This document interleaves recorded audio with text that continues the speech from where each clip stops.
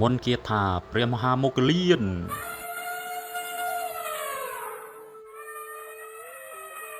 ជំរាបសួរពុកម៉ែបងប្អូនទាំងអស់គ្នា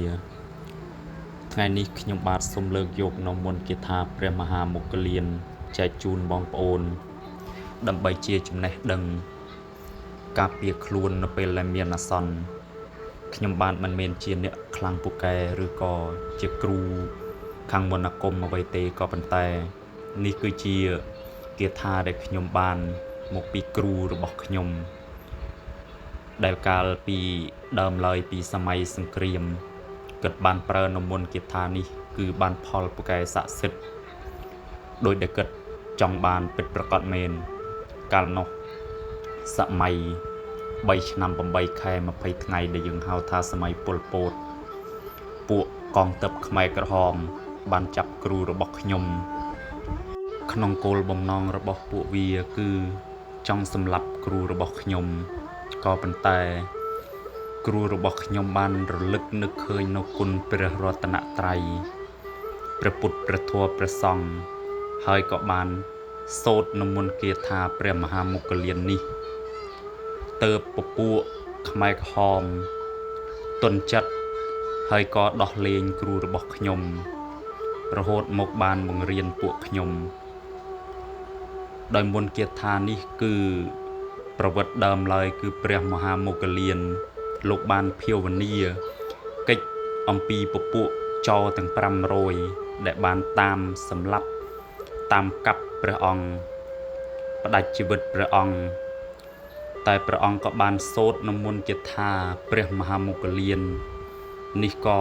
ពូកែស័ក្តិសិទ្ធិដោយអំណាចនៃទេជៈបុណ្យរបស់លោកផងទើបធ្វើឲ្យពពួកចោរទាំង500มันអាចធ្វើអ្វីនៅព្រះមហាមុគលានបានបងប្អូនទាំងអស់គ្នាបើសិនជាគ្មានអាសន្នទេបងប្អូនកុំយកទៅលេងសើចឬប្រមាថដោយសោះព្រោះមន្តគាថារបស់បុព្វបុរសខ្មែរយើងមួយ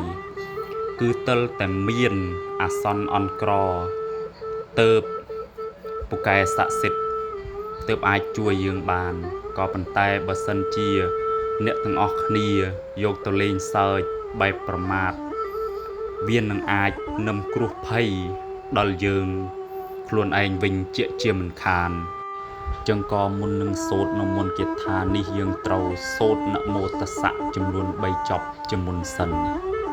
នមោតស្សៈភគវតោអរហតោសម្មាសម្ពុទ្ធស្សៈនមោតស្សៈភគវតោអរហតោសម្មាសម្ពុទ្ធស្សៈនមោតស្សៈភគវតោអរហតោសម្មាសម្ពុទ្ធស្សៈអេតិជោសិទ្ធិព្រះមហាមុគលានំលំភិណੰសពៈសត្រូវវិនិសន្តិអេតិជោសិទ្ធិព្រះមហាមុគលានំលំភិណੰសពៈសត្រូវវិនិសន្តិអេតិជោសិទ្ធិព្រះមហាមុគលានំលំភិណੰសពៈសត្រូវវិនិសន្តិអេតិជោសិទ្ធិព្រះមហាមុគលានំលំភិណੰសពៈសត្រូវវិនិសន្តិអេតិជោសិទ្ធិព្រះមហាមុគលានំលំភិណੰសពៈសត្រូវវិនិសន្តិអេតិជោសិទ្ធិព្រះមហាមុគលានំលំភិណੰសពៈសត្រូវវិនិសន្តិអេតិជោសិទ្ធិព្រះមហាមុគលានំលំភិណੰសពៈសត្រូវវិនិសន្តិមន្តគាថានេះគឺយើងសូត្រចំនួន7ចប់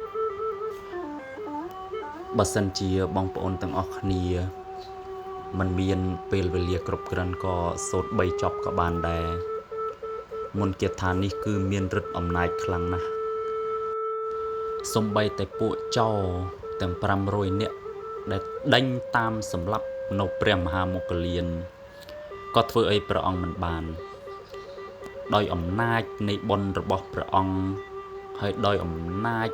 នៃឫទ្ធិបារមីដែលព្រះអង្គមានដែលព្រះអង្គខំសន្សំសាងនៅបុណ្យកុសលទើបពពួកចោរមិនអាចធ្វើអ្វីព្រះអង្គបាននេះឫទ្ធិរបស់ព្រះមហាមុគលាននេះគឺខ្លាំងណាស់បងប្អូន